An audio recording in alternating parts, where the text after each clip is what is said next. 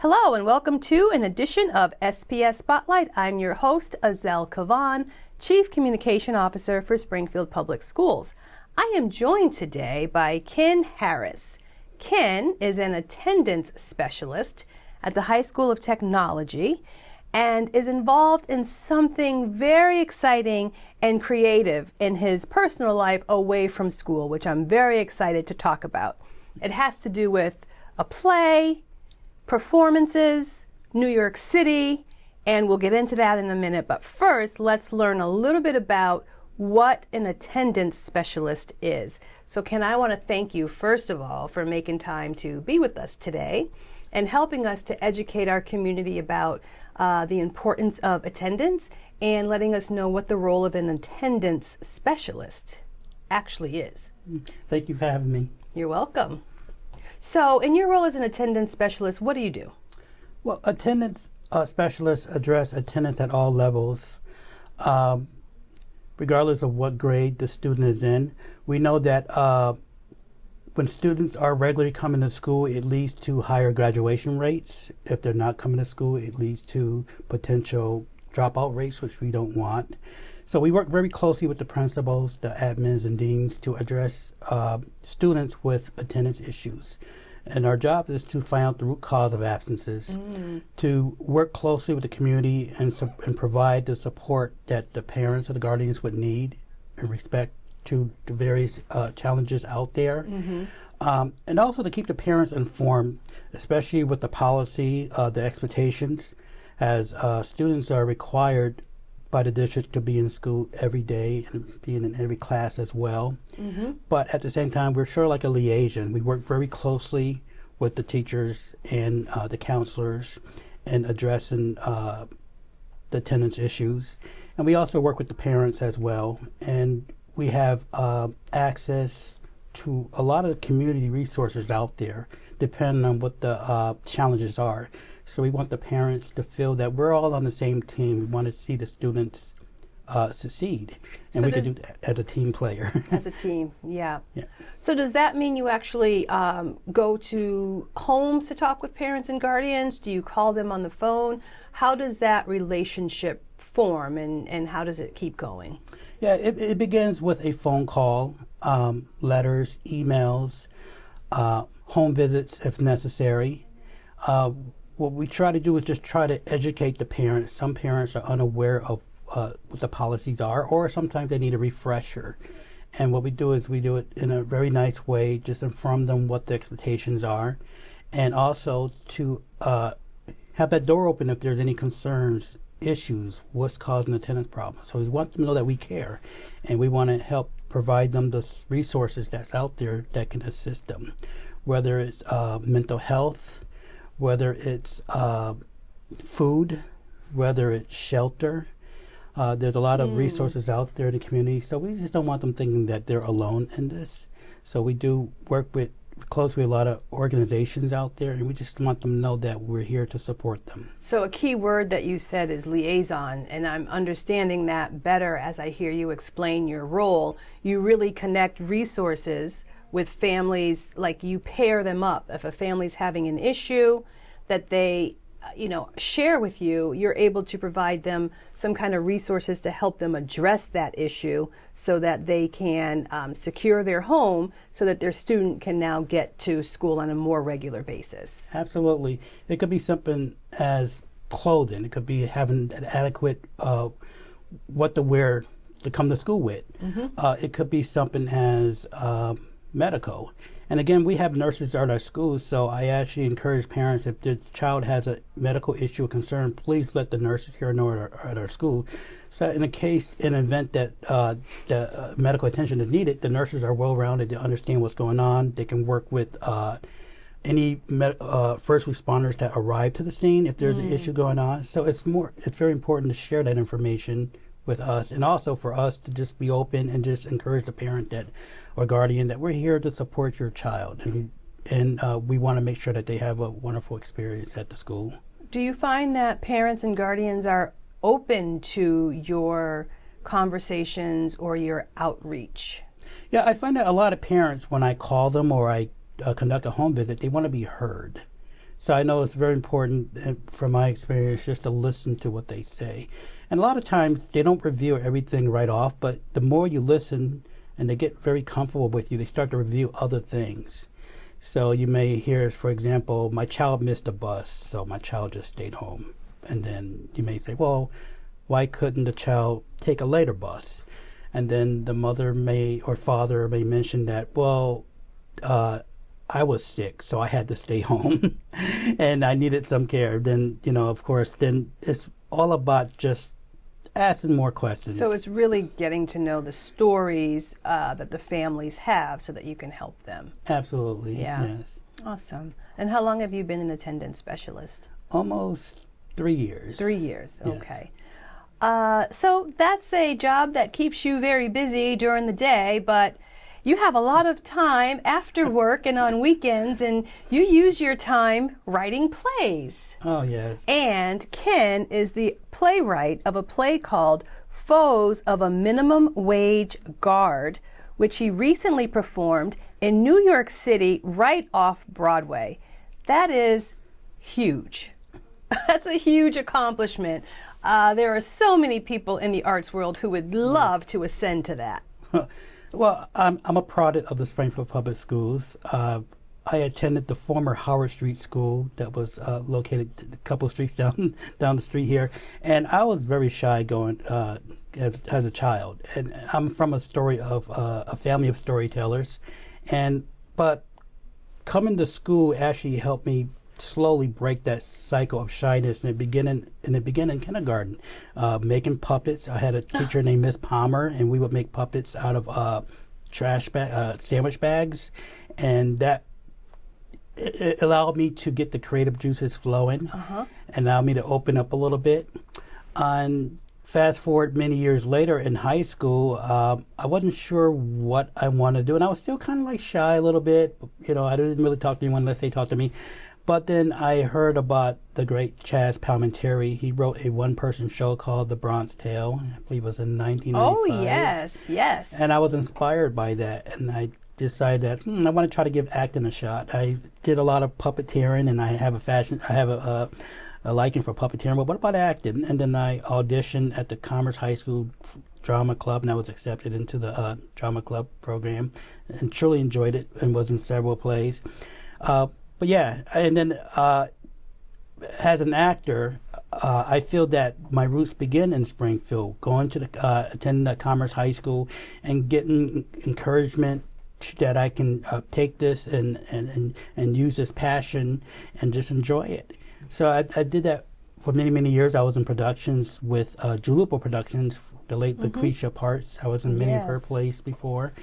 And fast forward many years later, and I realized that I just had this ideal that's been lingering in my mind for a one-person show, and I thought about my passion for The Bronze Tale, which was a great movie by Chaz Palminteri, and I thought maybe I could write this. And I had a great relationship with the late George Foreman, and he actually encouraged me. Back in 2019, I wrote a children's book called Jet Set Jeff, the Science Defender. And it didn't do that well with the Amazon sales, but George Foreman got hold of the book, looked at it, and purchased so many copies, and he reached out to me by email to tell me that he purchased all these books. And I admitted that I'd done some acting with him. So we spent the last 5-6 years emailing. What acting did you do with George Foreman? I've been a big boxing fan for a long time. I actually followed his career. And it's amazing that we interacted like that. And we spent 5-6 years interacting by email. I never met him in person. And he always told me that it's better late than never. It's better late than never. So I cherish the relationship, and what I do is I like to take that and I like to share that with the youth today. No matter how old you are, no matter what happened yesterday, it's never too late to chase your dream, pursue your dreams. So what really ignited my my endeavor for this play is they closed the Eastville Mall, I believe 3 years ago, and then all of a sudden a light bulb went up in my head, and I just realized that I've heard all these wonderful stories from mall walkers throughout the years. Yes. The Eastfield Mall, the Fairfield Mall in Chicopee, the Enfield Square Mall. And these elderly mall walkers, they worked as department store clerks, they worked as security guards, and I knew them well, and they shared these stories over the years with me, and I had this story lingering around in my mind about an elderly retail guard forced to confront shoplifting, or he faces termination from his job. And I would say after hearing about the close of the Eastfield Mall, I took out a notebook and I took out a pen, and I started writing this story. And I didn't have to brainstorm that much because the idea has been in there for years. And it took me about a week to write the draft for the one-person show. And I couldn't believe it. I dropped it after, I started on a Monday and I finished it on a Saturday night. And I looked at it and I said, I can't believe I wrote all that, but obviously this is a story. It was there, yeah. It was there. Right. And I had all these multiple characters. And then I said to myself, there's no way you can do this, that you can just memorize all this. And then I emailed George Foreman. I said, hey, this is Ken again. I wrote the children's book. I really want to go ahead with this, write this play. And again, he told me, like I indicated before, it's better late than never. Better late than never. Just do it. So I went to do it, and it took me about under a year, and I memorized the entire play, rewriting. And then I performed the play last summer throughout Western Mass, performed it at Gasoline Alley, Holyoke Media, the Northampton Arts Center. I sent in a clip of my show to the United Solo Festival. It's the largest solo festival in the world. And they accepted me into their lineup of shows where they have international emerging artists and well-known artists performing on the largest solo stage in the world. I literally fell off my chair Yes. when I found out they accepted my audition piece. So I went in and I did the show on March 26th, and it was well received. I received favorable reviews for the show. And I would like to take this opportunity to share this with the youth, to just tell them, look, if you have a dream, a goal, just write it down. Write it down. You never know if that creative desire could be a wonderful poetry, it could be a book, it could be a song, it could be something. Just take down something that you're passionate about, write it down. And, Tyler Perry said that writing is great therapy. And I feel that a lot of our youngsters today, especially here in the school district, you would be amazed that you take your feelings and put it down on paper. You never know what that is so powerful. Yeah. I'm so excited to be talking with you about this because it's just, there's so many levels. First of all, you wrote a children's book because you had a children's book in you to write. And so you put it out there, and it led to a relationship with a world-renowned famous boxer. Yes. And you had this play lingering in your head. It's triggered by something that happens in your community. A beloved mall closes. You write it down, and now you are receiving favorable reviews for your play in New York City, Off-Broadway. And your message for young people is what resonates with me so much, because there's so much power in just taking a pen to paper and just writing and letting it out. And just doing the thing, do the thing, and you never know where it could lead. So I want to go back to your actual performance in New York City. Who did you perform before, and how many performances? Well, I had a single performance on March 26th. Okay. It was well received. I won't lie, I was very nervous during the show for a New York audience, but the standing ovation, it was a 75-minute show. So you have dialogue for 75 minutes. Of 12 different characters, 12 different voices. And me just moving around the stage, becoming different characters on the stage. And a lot of people find that, well, this is something new. Actually, that type of storytelling has been around for thousands of years. Before the average person had access to a book, societies around the world, various cultures, they took a heart, storytellers, they took heart as a profession. And storytellers would educate the new generation of youth about the natures of mystery, war, desperation, all kinds of stuff.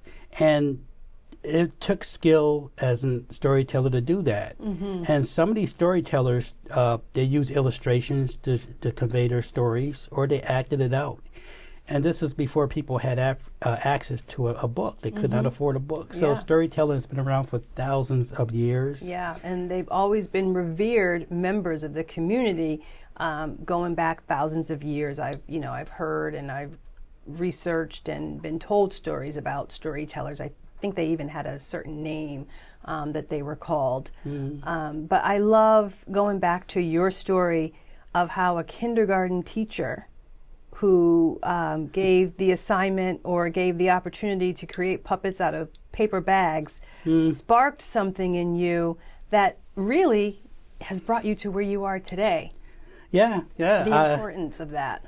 Yeah, I remember it like yesterday. My mother worked a job. My father went to work very early. My mother went to work, and my mother would drop me off early at the school, at Howard Street School, and my kindergarten teacher, Mrs. Palmer, she would be gracious enough to accept me into the classroom early on, and we sat there, we ate cookies all the time, and we talked, and she talked about her fascination with puppets and Jim Henson, and I said, whoa. I said, why is a person this old have a passion for puppets? I don't understand this.